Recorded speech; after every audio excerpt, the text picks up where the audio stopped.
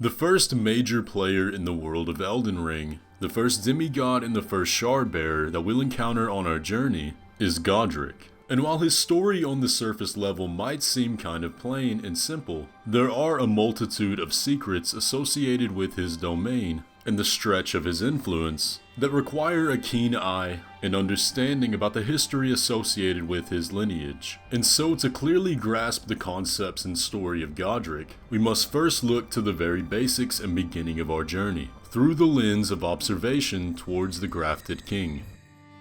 Across the fog in the lands between, the fallen leaves tell a story. The great Elden Ring, the source of the Erd Tree, was shattered. Marika's offspring, demigods all, claim the shards of the Elden Ring, known as the Great Runes. The mad taint of their newfound strength triggered the shattering, a war that meant abandonment by the greater will. None could rise above the rest and become the Elden Lord, so grace was extended to the tarnished. We were beckoned home, guided by grace, to proclaim what was lost, that which commanded the stars, that which gave life its fullest brilliance, the Elden Ring. Our journey begins in the Chapel of Anticipation. Near the exit, dead on the floor, is a maiden. The message left for us reads, "Though the path be broken and uncertain, claim your prize as an Elden Lord." Opening the chapel doors, we are greeted with a beacon of light. The great Erd Tree towers above us. Its rays of brilliance scatter across the distant lands. It is our eventual destination, and the path leading us to our goal is certainly broken. The Chapel of Anticipation sits atop a lone standing pillar of rock, just off the coast, where a mighty castle can be spotted. High and terrible winds encase this grey fortress, and so our attention is pulled towards a rope bridge which takes us to a clearing between some long-forgotten ruins. Queen Marika the Eternal greets us with a cold embrace, and before we can get close to the statue, an unspeakable monstrosity drops into view. Human arms and legs, a giant's torso, and the wings of birds give this creature form. Between this fleshy mixture is a pale face with golden eyes staring at our position. Together they are one. Together they are the grafted scion. In its right hands it holds two ornamental straight swords. Slender straight sword patterned after an antique ornament. Superior swordsmen prefer to wield one in each hand. After falling from grace, the dregs of the Golden Lineage sought power and purpose in the past. The two arms of the scion cross these antiques of power to bless their weapons with golden tempering. The holy essence illuminates the two swords, a reminder of what has been lost and how far those of the Golden Lineage have fallen. In its left hand it holds the golden beast crest shield. Shield of dull gold with a beast engraved as its crest. Lighter than most great shields and subsequently easier to wield. The beast depicted is Serosh, Age Counselor who guides the Golden Lineage. The image of Serosh is also seen emblazoned upon the banners that decorate this ruin. He was the beast that Godfrey took upon himself to suppress the ceaseless lust for battle that raged within him. The Golden Lineage of the royal family of demigods traces its origin back to the joint rule of Marika and Godfrey. Marika, the God Queen, the vessel of the Elden Ring, found a consort in Godfrey, the first primordial Elden Lord. Together they birthed a vast lineage, blessed by the grace of the Golden Order. However, slowly throughout time, the pure blood of the Golden Lineage began to dilute, leading to less than adequate children that we find currently active in the lands between. The brothers Mohg and Morgott, who were born bearing the horns of a fell omen that would befall the royal family, and Godrick, the runt of the litter, who was born a weakling child and coveted the strength of his lineage that he did not inherit. And the ways in which Godrick would seek out strength would earn him notoriety throughout the land, as well as universal hatred. But despite being hated by virtually everyone under his rule, Godrick still retains a wanting to earn the favor of his forefathers and prove that the blood that runs through his veins is that of Godfrey, the first Elden Lord. But who was Godfrey?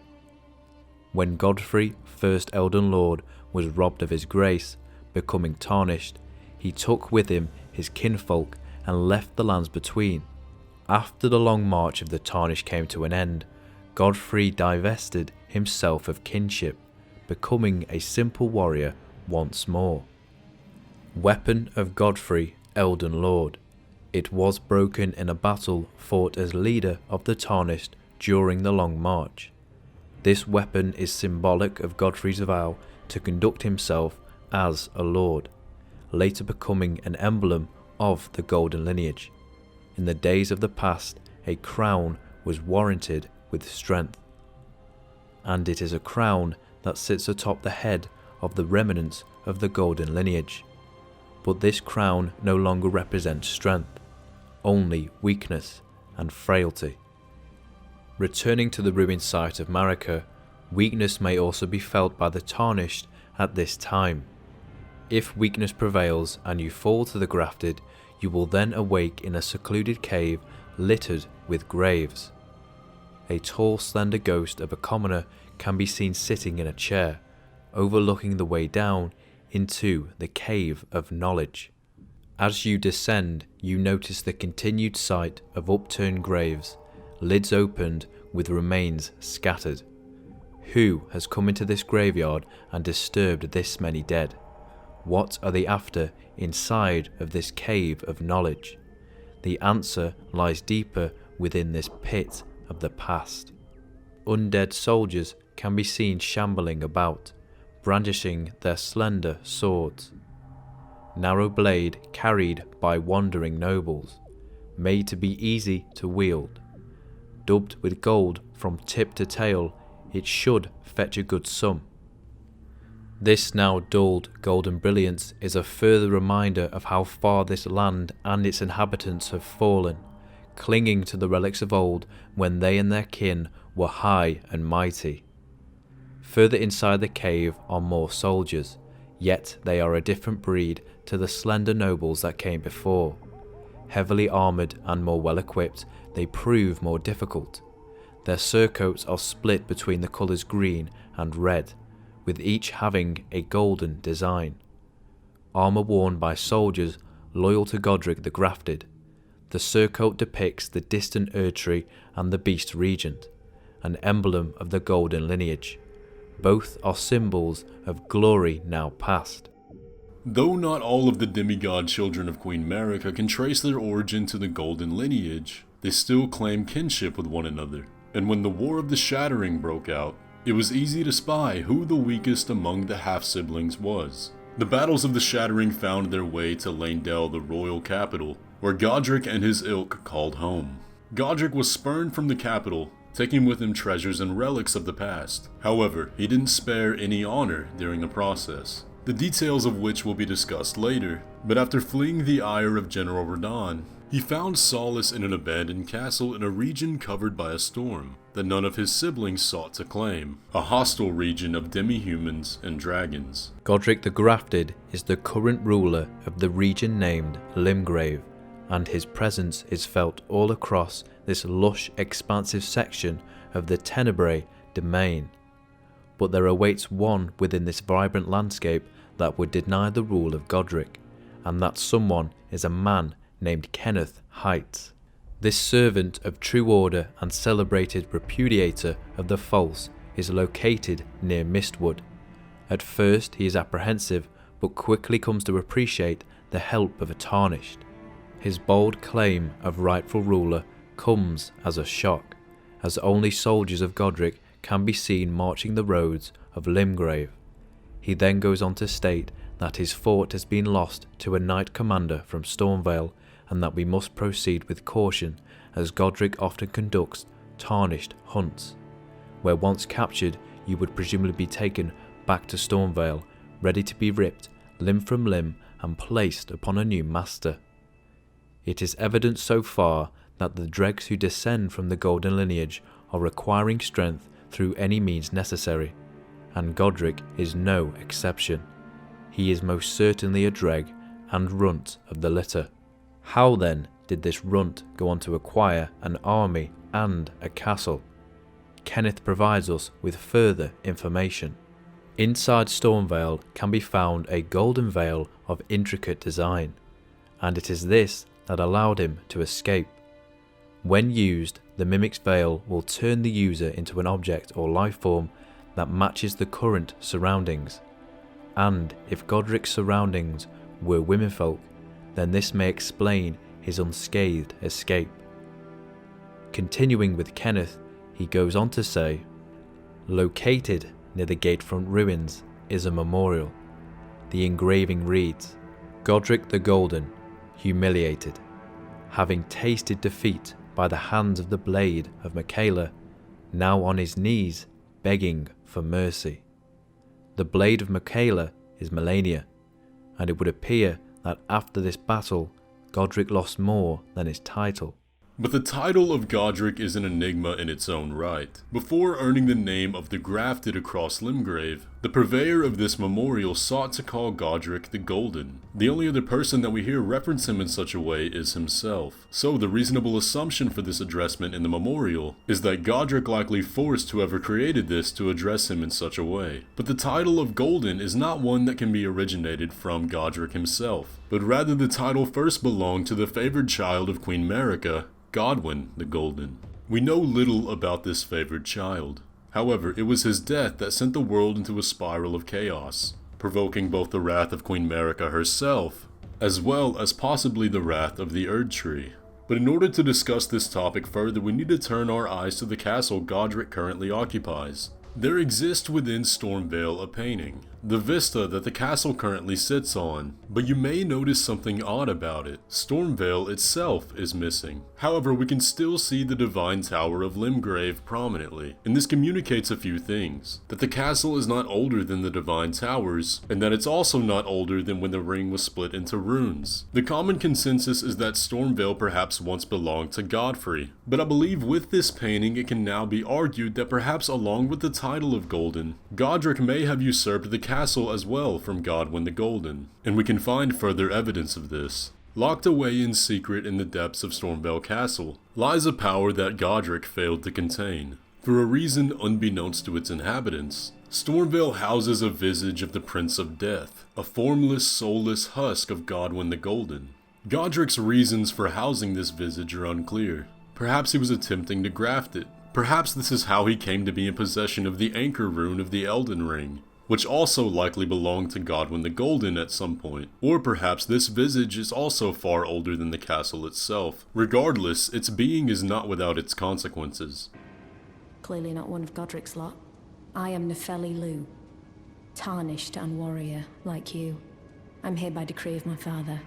How utterly repellent this is. This grafting of Godrick's ill befits a lord. He's tainted the very winds. One such taint or curse can be seen leaking from the visage of Godwyn. Thorned vines similar to the ones seen on Deathroot crawl towards the castle. This visage is also guarded by a tree spirit, and the speculation would reason that perhaps this is such the curse that is enacted against Godrick and his followers for the action of grafting. Similar thorns can be seen growing up the sides of the castle and infecting the armors of the exiled knights. The great porous wounds along the castle also have the thorns growing outward. There are as well throughout the lands between aberrant sorceries that use the power of thorns, the briars of sin and the briars of punishment. So the question arises, are these briars the punishment for Godrick's many sins? Or is this perhaps referenced by the golden seed we get from the ulcerated tree spirit, the wrath of the Erdtree for uncovering the visage of Godwyn, the favored child of the Golden Order? Be it a sin or not, the practice of grafting dates back further than Godrick himself, as evidenced by the encounter with Godfrey the Grafted, who can be found in the Golden Lineage Everjail. So we know that this is another member of the Golden Lineage practicing this action of grafting. However, when defeated, Godfrey drops the icon of Godfrey, which reads, Godfrey was a ferocious warrior. When he vowed to become a lord, he took the beast regent Siraj upon his back to suppress the ceaseless lust for battle that raged within. It's not 100% definite if the case with Siraj and Godfrey is an example of grafting, However, we can't deny that Godrick seems to be following in the footsteps of his ancestors, but despite all of this, there are still those who chose to follow him. As we've discussed, Godrick's soldiers are seen all across Limgrave, except Stormville. Inside this megalithic castle can be found knights that have either previously been exiled or banished. This helm was worn by knights who, whether by misfortune or misdeed, were forced to abandon their homes. Perhaps the deep red scarf was used to block the winds, for on the outskirts the winds bite with a stinging fierceness. The colour of the scarf is red. This same colour is also seen on the exiled knights. Deep red hood that covers the whole head, worn by soldiers sent to the penal colonies, who were required to keep their faces hidden. Perhaps the colour red indicates their misdeeds, a tool to warn others of their past, while also serving as a means of protection against harsh weather. Whatever their crime and reasons for removal, these knights now find themselves bound to serve the grafted lord Godrick. After his defeat to Melania, Godrick no longer trusted the strength of his own soldiers, and so he looked for it elsewhere. He gave a home to those that would not be welcomed in by others. He sought to profit off their misfortune and reclaim his lost strength through their might.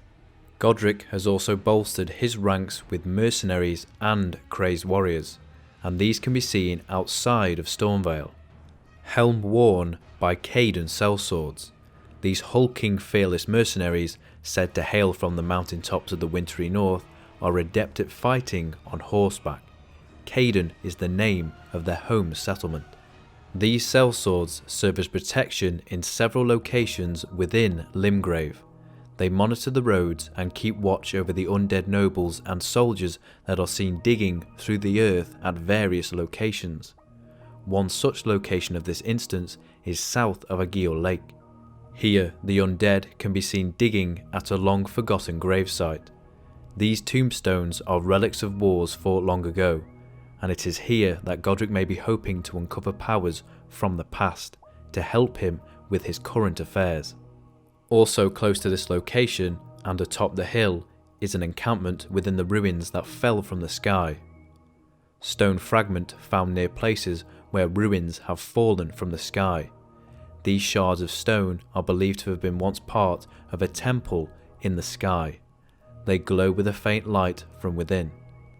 Could the location of this encampment be further evidence of Godrick seeking strength through relics of the past? A sorcery scroll at this location can also be acquired. The nobles who serve Godrick have the ability to cast glintstone sorceries, even if they are the most basic. Spirit of a nobleman who once asked to be given a place at Raya Lucaria to learn glintstone sorceries. His talents were insufficient to be worthy of donning the stone crown, and he is only capable of using the most rudimentary sorcery. Could the nobles be wanting to expand their knowledge from these scrolls? But in order to learn, these insufficient apprentices would first have to find a master. Inside the Waypoint ruins, an exile awaits rescue. Sorceress Selen once studied at the Academy of Raya Lucaria. However, she now finds herself trapped, and her only exit is guarded by a mad pumpkinhead. This pumpkinhead I believe to be under strict orders from Godrick to keep the sorceress confined. As mentioned earlier, Godrick has sought the strength of others outside of Stormville. The Caden warriors and pumpkinheads work in tandem with his soldiers. Another pumpkinhead can be found at Fort Height. This is the fort that Kenneth wants us to reclaim. If defeated, the pumpkinheads drop sanctuary stones. These rare pieces are more fragments of the temple that fell from the heavens, furthering the theory of Godrick and those he employs seeking strength through relics. There is more to speculate and discuss in regard to pumpkinheads and frenzy, but that is a story for another day. Godrick's fascination with the remnants of the Sky Temple is not wholly unwarranted. The entire region of Limgrave is battered by the falling architecture. However, there is also a connection in the foundation Stormville Castle is built on. If we think back to the time before the castle existed, it was a time when the area was ravaged by a great storm. A time when the storm was far greater than even what we see now. The Stormhawk King item description reads, "Ashes of a hawk revered by all others as sovereign back in the days when Stormvale's winds still raged like no other." The Stormhawk Dean ashes read, "Spirit of a fierce hawk that faithfully rendered lifelong service to the old king of Stormvale long ago, when the true storm raged." We don't know who this old king of Stormvale was. Perhaps it was Godwin. Given that the castle connects to a divine tower, the owner was likely at one point a shard bearer. But if we can't identify the old king, we can still identify the storm that raged long ago. A storm that still shreds its winds nearby.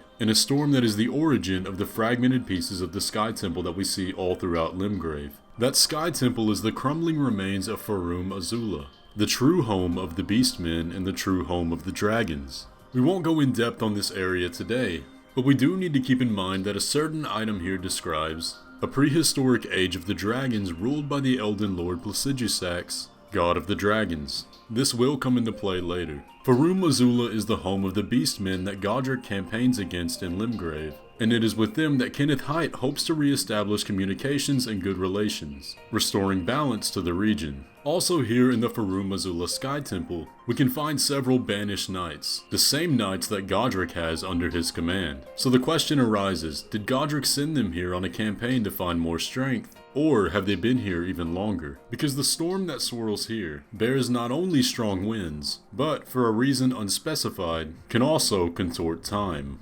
Returning to our given quest to reclaim Fort Haight, we see that Godrick's forces have slain a queen of the demi-humans, an observation that is important for later. Overseeing this conquered fort is a knight commander from Stormvale, armour worn by knights loyal to Godrick the Grafted. Its left breast is emblazoned with a two-headed war axe, an emblem of the Golden Lineage. The knights surely boasted of their strength in days long gone. But for now our interest lies not in the knight's armour, but in his abilities. The knight is capable of using blood as a weapon. The ash of war named Bloody Slash is his secret. Blood Oath skill granted by the Lord of Blood. From a low stance, coat the blade in your own blood to unleash a rending blood slash in a wide arc. Kenneth does mention to be cautious of this knight commander as he knows of his recent interest in blood and its abilities. Is this knight perhaps in allegiance with the mentioned Lord of Blood? Or is this more evidence of Godrick clutching at every possible straw so as to add more arms to his arsenal? It is my belief that Godrick ordering the acquisition of this fort is not only to disrupt the efforts of the self-proclaimed, celebrated repudiator of the false, Kenneth Haidt, but it is more importantly to acquire an item of great value. That item is the left piece of the Dectus medallion. If acquired, both halves will allow one to reach the Atlas Plateau from Liurnia. The Atlas Plateau being the location that one must travel through before they reach the capital, Leyndell, the place that Godrick and his subjects are desperate to return to. This wanting to return home is also seen when encountering a ghost of a noble who resides in the Weeping Peninsula. This noble is directly facing the Tower of Return, and he is not the only one interested in its transporting abilities. Within the ruins of this tower, more of Godrick's men can be encountered. Their objective is a chest that resides on the uppermost level. When opened, this chest transports you to Leyndell, the home that so many yearn for. When returning to Kenneth and informing him of your success, he is overjoyed with the news and reveals his next step. From what we have witnessed at Fort Haight, it would appear that Godrick does not want to treat the demi-humans and their ilk with kindness and compassion. The death of the previously observed queen establishes this point. Further proof is Castle Morn. The horrors that happened at that location is also a story for another day, but for now we can summarise that it may have been caused due to unchecked cruelty and subjugation of the misbegotten. The servants, tired of their service, rised up against their masters, killing all in sight. It's with all of this newfound context that we can truly start to understand the character of Godrick, a noble so diluted of his bloodline, and born into weakness, knowing all the while that he is the ancestor of the greatest Elden Lord the land had ever seen. Yet even though he can claim that birthright, no matter how many heretical acts he takes to grant himself power, he can never prove his honor or earn the servitude of others through their own will. Yet he so desperately wants the favor of Godfrey and his forefathers that he's even willing to cut off his own arm. He could have done it to show his devotion to his warrior king forefather, or perhaps to silence the coward within. Either way though, because of our hand, he will never see that favor become a reality. And it's through that lens that I want to take a look at one of his introductory lines. Mighty dragon, thou'rt a true-born heir. Lend me thy strength, O kindred. Deliver me unto greater heights. When we think about the dragons being true-born heirs, like Godrick, they are also descendants of a once great Elden Lord, as we discussed earlier, except unlike Godrick, here in Limgrave the dragons are worshipped. Even though their bloodline and connection to the once Elden Lord is so diluted and long gone, these dragons do not have to prove their heritage, they simply are recognized for their blood. And so when Godrick looks at this dragon, he sees the very thing he wants to be, recognized for the heritage that he knows he has, yet can never prove.